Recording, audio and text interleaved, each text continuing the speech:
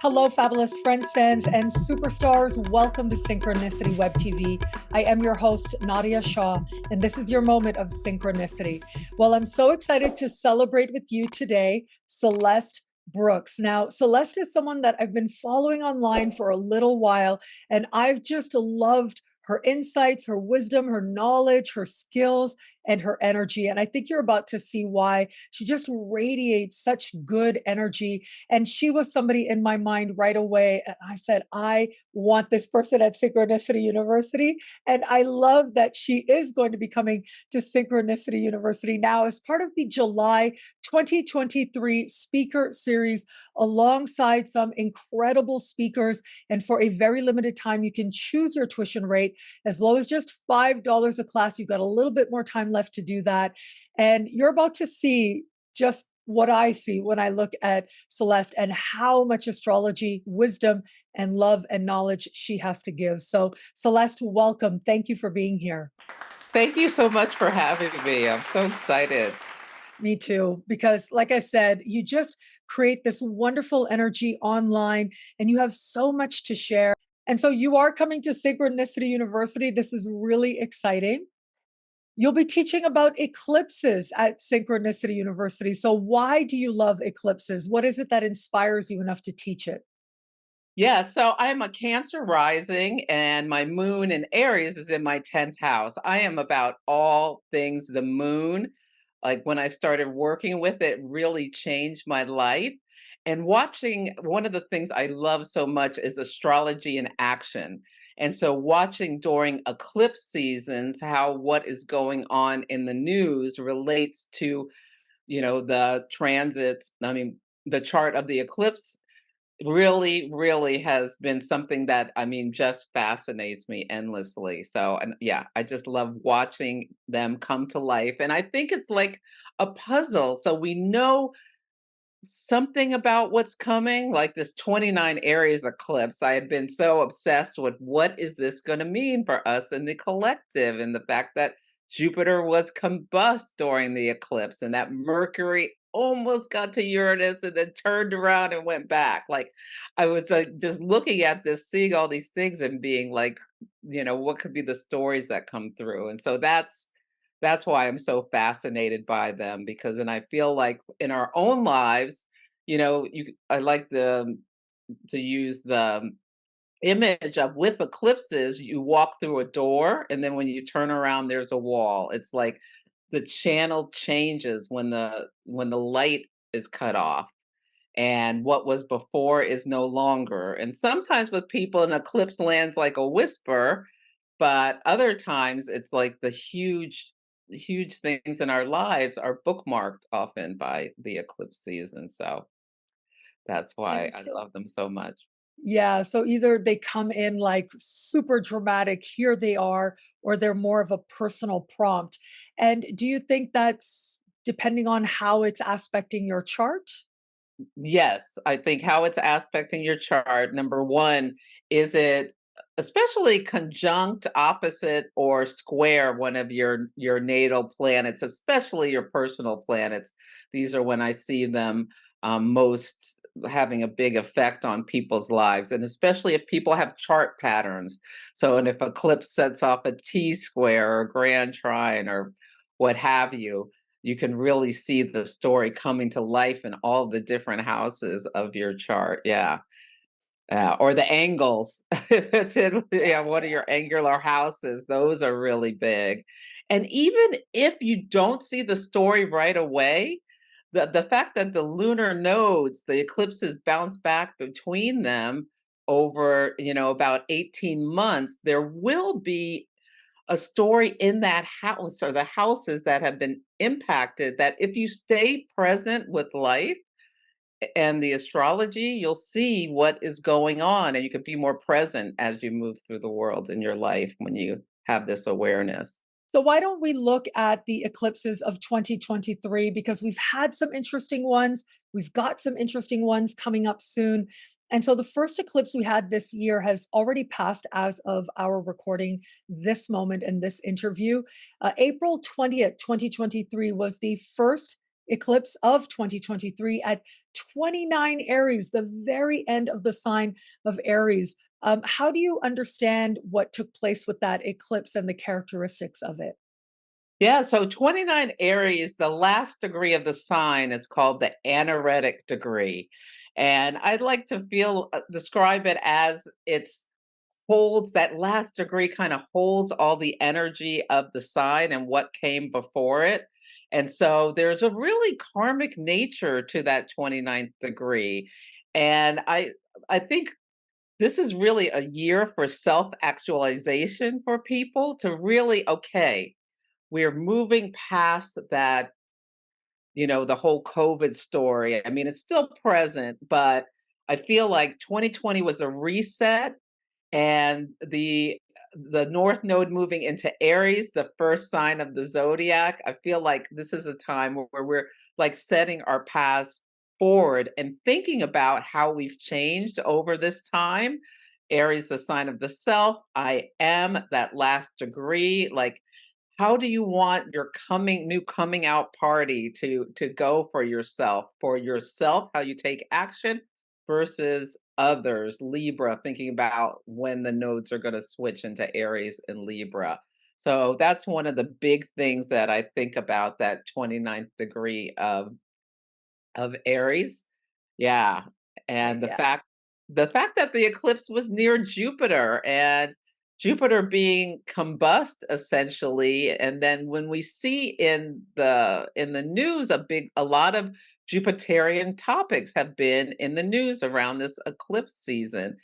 Judges, like with the United States, the Supreme Court Judge Clarence Thomas has had a big scandal come to light. Mercury retrograde happened during this time. So we knew there was going to be a lot of stories coming to light. And with Pluto having moved into Aquarius, I feel like it's about, part of the story is about things being exposed of the powerful and whatnot from the Capricorn energy. And now we, as the collective, over the next 20 years, are going to be making decisions as we, take back some power about what we're going to do about the abuses that powerful people have been exposed at this time, is one of the things that's come to light. Another thing that I think about with this is Jupiter rules, has an association with horses, and in the Kentucky Derby, this horse race that happens in the U.S. Every year, 7 horses died right before the Kentucky Derby. And so this brought to light, to the attention of the collective Aquarius, the abuse that these animals suffer during these races. And I'm wondering if over time that this, what was initiated by this eclipse, will mean some changes about how horses can be treated in these races. We'll see. Um, you know, Gosh, we're I not, hope so. not sure yet. Yeah. So Yeah, those are yeah, some of the things, yeah, that really jumped out at me. There's also big legal cases in the United States about Donald Trump, the president, who has a 29-degree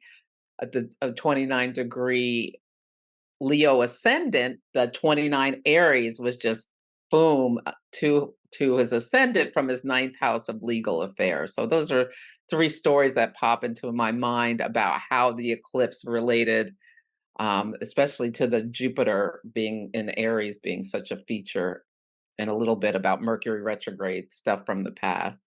Yeah. yeah, yeah. That Mercury retrograde playing a part. Also, I love that you mentioned Pluto as well, because certainly by degrees there was a square playing out with Pluto, Yes. and I think that is part of us needing to look at this, this darker stuff, like what's really going on, and looking at that underbelly, especially when it is that things are not fair, for example. And so yes, let's send, because I have 3 planets in the 6th house. I really love animals, so of course that got my attention a lot, but so many different ways in which I think a lot of us really felt the intensity of the time. It was 29 degrees, as you said, anoretic. solar eclipse in Aries. That is like pure fire. Mhm. Yeah. Yeah. New beginnings. And how do you use that fire? Like, I've really tried to help people be inspired to take some actions and take some risks. I feel like it has kind of the nature of the Fool card in the tarot, that 29th degree of Aries, where you're setting out on a new journey in some ways. And, you know, are you don't know exactly where you're going, but can you have some Jupiterian faith that and confidence, the Aries confidence that you can, yeah, that it's different times and the rules have changed. Pluto's in Aquarius, Saturn's in Pisces. Boundaries are reduced. Saturn in Pisces, uh, Pluto in Aquarius. The power is with the people. Yeah, it's such a different world. It feels like. Yeah, we're just on the precipice of a Yeah. very different world. But speaking of Pluto, Pluto is ruler of Scorpio. And 2 weeks later, we had a lunar eclipse in Scorpio at 14 of Scorpio. What have you observed? What has come about as a result of that lunar eclipse? Yeah, that lunar eclipse, I felt like I get kind of nervous when I see the Scorpio lunar eclipses because last year's 2022's Scorpio lunar eclipse was really difficult last year. There was just a lot of stories about um violence and things in the news. I think this one this year has more been about like unearthing financial secrets. There's been all sorts of stories that have come to light about, people abuse of power, abuse of finances. Also, I feel like it really had a lot to do with, yeah, like big money, big wealth, more than like the brutality and the violence that can we can see with Scorpio. Although the war in Sudan is kind of related to this eclipse season. So we are seeing that. We have seen an increase in the intensity in Ukraine, the Ukraine war, but I think it's more about some of the other Scorpio topics around, yeah, yeah, like bringing things to light. And I think it offers a lot of opportunity for like bringing things up for healing is one of the things I think has been really available at this, at this last the lunar eclipse. I think it also has showed the power of people with Pluto, the ruler of Scorpio, being in Aquarius. One of the stories of the eclipse here in the United States was that with Bud Light did there was a promotion or some kind of partnership they did with a trans activist from the United States, and people banded together, more conservative type people banded together and started banning and stopping to buy the beer. And Saturn and Pisces, the profits of this Piscean beer company have like just gone down the tube. So this is people banding together for something which I feel like is horrible. I mean, they're, they're attacking a Pluto and Aquarius type person that doesn't fit their mode of what they think a person should be, and but using their power, shadow power, in order to like send this company's profits down the tubes. That's another thing that kind of feels in line with the lunar eclipse. Yeah. Yeah, it's interesting because these types of partnerships are so widespread. I mean, Yeah. companies, especially now with social media marketing, Yeah. they really make alliances with just about anybody. And it's really, I don't think they really care either way about social issues. I think they're just trying to reach people.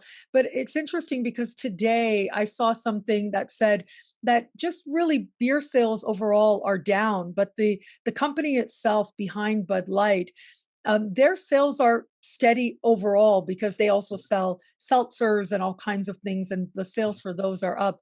And so it's hard to know. I mean, it just seems a lot of this. I love that you correlated it with Saturn in Pisces because Pisces is stuff like beer, right? Pisces Mhm. is escapism. And so, what are the restrictions of that? What are the limits of that? And also, we have to remember we are in such a time of transition, right? And I think there's like this sense, especially with Pluto in Capricorn, it's been so much about tradition and holding on. But Pluto in Aquarius is not, just does not care about the past, doesn't care about tradition at all. It's all about individual self-expression and going your own way and just being uniquely you, defining you for yourself. And so I feel like this is part of that very beginning kind of growing pains. It'll be interesting to see how that comes together. Of course, I'm working off my own biases. I do want to say, because people who watch me regularly know I try not to have my own biases come in. But Oh, yeah. what are you going to do, right? Yeah, sorry. I gotta let it slip that I Yeah, right. It goes out. Yeah. yeah, Um. yeah. But this So fight between yes, tradition and individuality, I think we're gonna be I mean, this is gonna be going on and on as Pluto goes back and forth from Capricorn, goes back into Capricorn, back into Aquarius. And yeah, it's really interesting to watch. that is a great point. Okay, so we've had a chance to evaluate the eclipses that have been. Let's talk about the eclipses coming up, because this October is pretty jam packed with two amazing eclipses set to take place. And the first eclipse is a solar eclipse on the 14th of October, 2023, at 21 degrees of Libra. So that looks to be a powerful one. What do you think we might be able to expect with that energy? Yeah, I'm really fascinated to see how this will show up because Venus rules the sign of Libra. And one of the big trances of this year is that Venus is going to go retrograde um in the sign of Leo, so before this eclipse. So I think we'll have a better idea maybe what's coming with that when Venus rules, we see what's going on in the retrograde. I just think there's going to be in the collective energies, there's going to be a lot of stories. I wonder about like models with Libra and because it's a south node solar eclipse.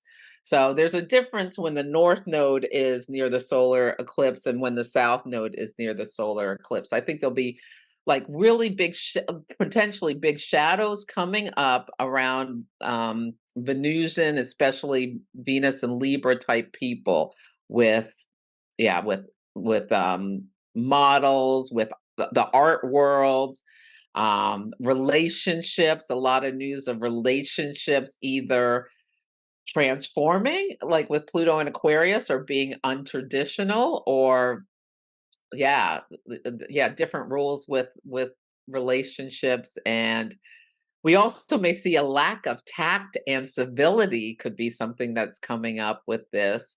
But yeah, I think it's going to be really fascinating. Also, justice and legal things, um, and fairness and that sort of thing, and what laws will be enacted around the time. In the United States, there's a lot of tension about women's rights for reproductive rights. So that story is probably going to have some pivots at that time as well. So it's going to be fascinating to see how this shows up.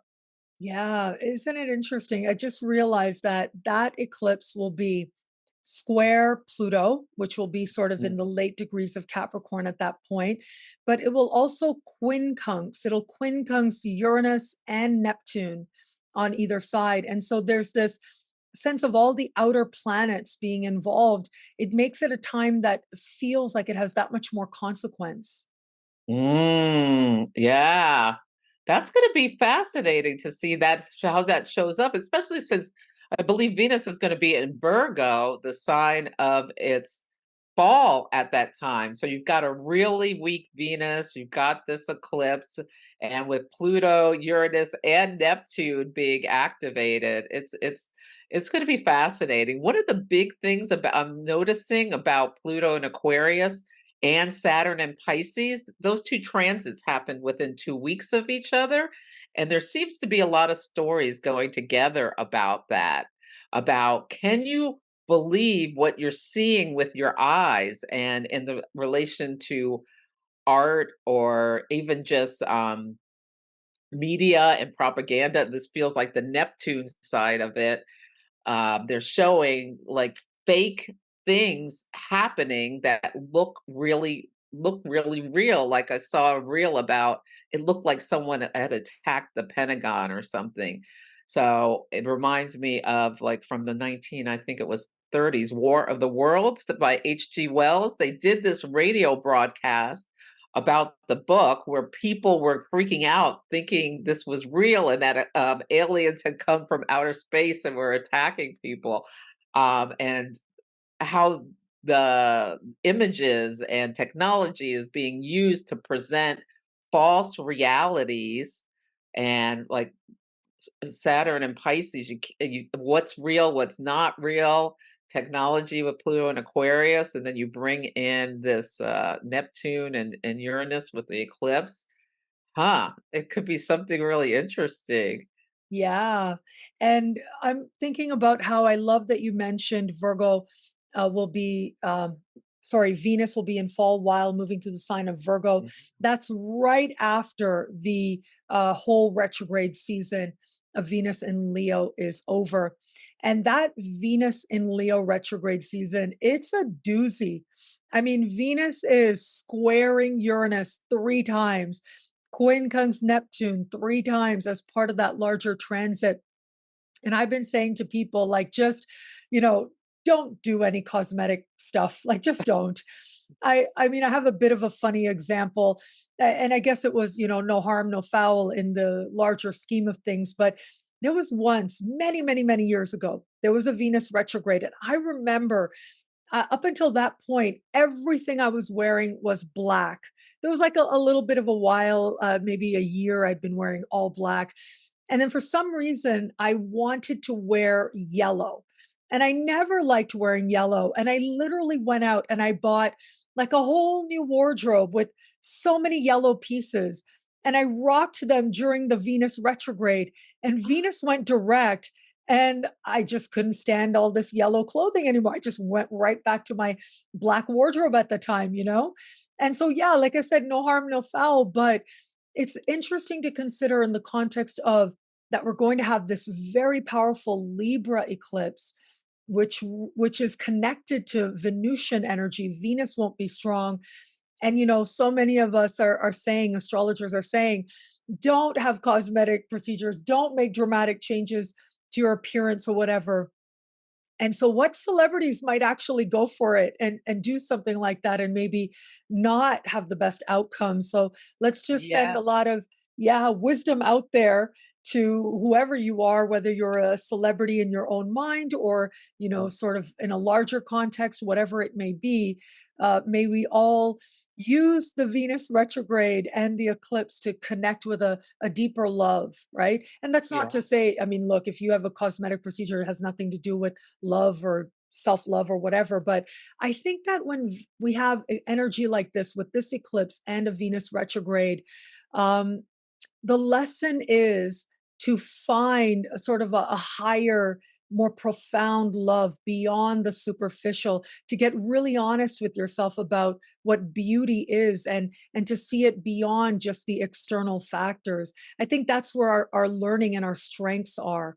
And so I know this isn't about eclipses, but have you had any thoughts, like maybe first thoughts about this Venus retrograde season? Yeah.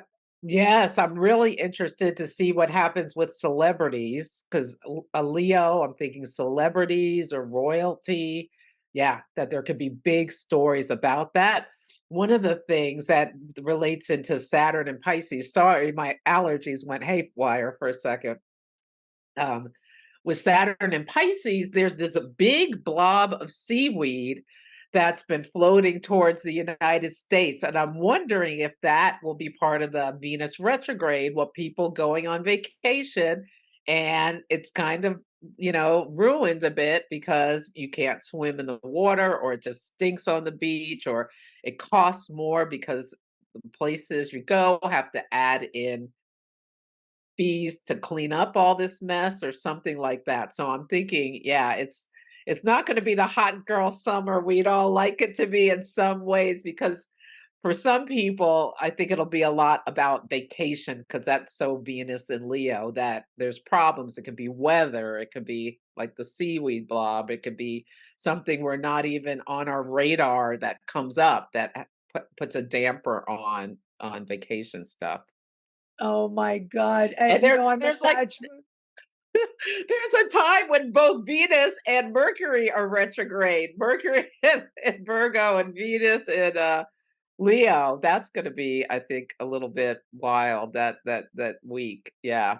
We'll Well, you see. know, yeah, we'll see. But I am a Sag moon. It's very hard for me to stay in one place. Mm. And I've sort of like trying to wrap my mind around the fact that, okay, this Venus retrograde season is taking place entirely in my natal second house. And all Mm. those Uranus squares and Neptune quincunxes and all of that. I'm like, you know, it's okay. Just hang out at home, Nadia. Like right now, I'm just got home here in the suburbs of Toronto, like the boonies, the way out the boonies. And, Uh-huh. you know, I'm such a jet setter. And it's very finding it being a big adjustment. And I'm finding myself being antsy and oh Mm. goodness, I'm gonna remember this. I'm gonna remind myself to watch what you're saying right now when I feel ready to take off. Like, no, okay, just chill, be okay. Find the beach within people to the best of our ability. I'll need to Or just remind don't myself. come to the Pacific. Don't go to the Atlantic. That's where the blob is. Oh my goodness. Yeah, well, you know, it's interesting because a couple of years ago, I was living in Cancun and the entire Caribbean was having this issue. So all the Caribbean islands and were having this phenomenon take place with masses of seaweed arriving. Um, yeah, like let's just I mean, I want all these people working in tourism to do well, but then I also would love everybody to have a beautiful vacation that is filled with wonderful learning on all levels of spirit and mind and body and so on. So yeah, let's put good energy out there. But I Yeah. love that you mentioned that. Yeah, I'm gonna have to remind myself that when I'm feeling rather antsy, which Yeah. is sort of a modus operandi for me with my Sag moon. Okay, finally, partial lunar eclipse, the 28th of October. That is at 5 degrees of Taurus, mighty close to Jupiter, Mm. opposite Mercury, opposite Mars. So, how are you looking at that energy? Because this year, the Scorpio and Taurus eclipses, these are the last eclipses we're going to have in that Taurus Scorpio axis until 2031. So, this is really like that cherry, that last little bit. How are you seeing that final eclipse of 2023? Yeah, I'm really interested in see that. And one of the things I forgot to say about the Scorpio eclipse we're having now is that in the US there's this debt ceiling fight. So it's all about this huge power struggle about the finances in the United States. And yeah, I think that is going to be a big issue, finances, coming up in that last eclipse. In the US, it will be the time for budgeting.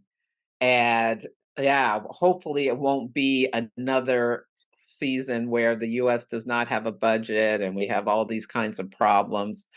I think we will continue to see, like with Pluto and Aquarius, there that more and more groups are going on strike and things like that. Like a big story of this current eclipse has been the in France with the retirement age, and that's a lot about pleasure, Venus, and like having balance in your life, retirement age stuff, Libra. Yeah, I wonder if that could be something that comes up as well about, people striking or taking action about governments doing things that lead to less pleasure in their lives or less, the lowering the retirement rates where people eclipse opposite Mars stand up and start fighting against the power. Yeah, and it is a quite an intense, important energy with Taurus there, right? So, Yeah, yeah, it's very likely going to be oriented around pleasure. yeah, pleasure, money. Those are resources. Yeah, yeah. yeah.